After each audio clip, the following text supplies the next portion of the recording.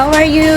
I hope you're doing well and amazing today it's Sunday. Sunday today, guys, and I'm making my I want to make my dragon fruit shake with dragon fruit. I have dragon fruit. And then with ice cream, vanilla ice cream. I use vanilla ice cream. And I will put OB condensed milk or the makapuno flavor. So this is it. Pansit. Kamusta naman kayo, guys? I love you so much. I hope you're enjoying watching my video. And if you really like it, please don't forget to like and subscribe and give me a thumbs up if you really like it, and press the notification bell button so that you will be updated in all of my next videos. I will be making dragon fruit shake with vanilla ice cream and OB makapuno condensed milk. So I show you. So guys, first I'm going to put this is the slice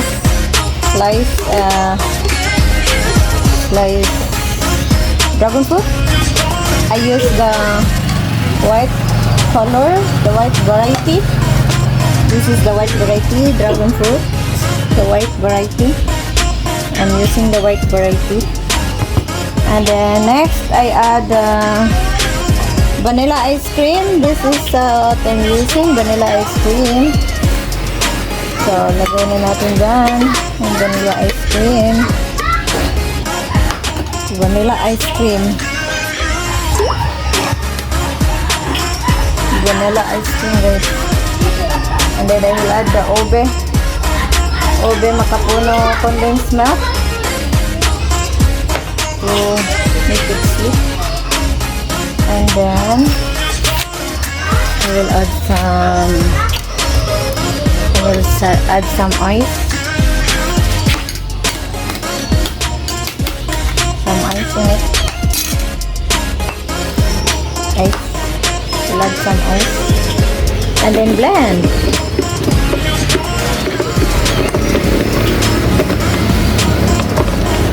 And then blend lang. Blend lang siya, guys. As simple as that. Blend lang siya.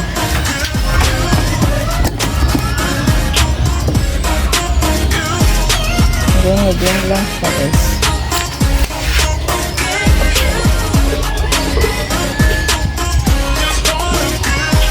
Blend lang siya, guys. Blend lang siya ng igi. Blend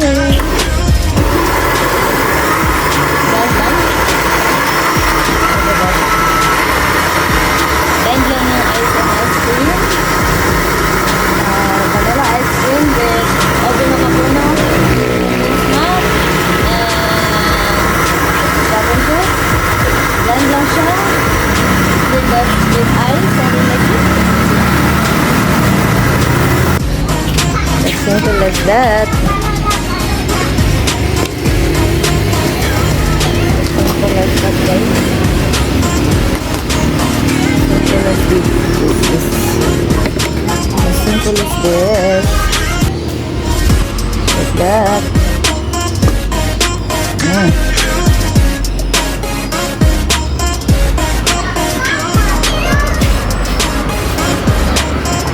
So refreshing.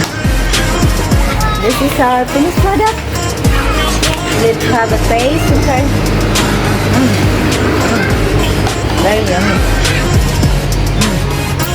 So yummy. Very sweet.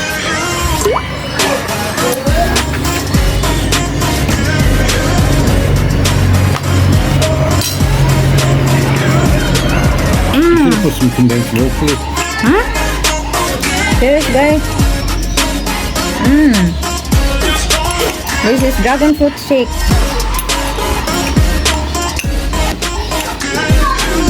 So yummy.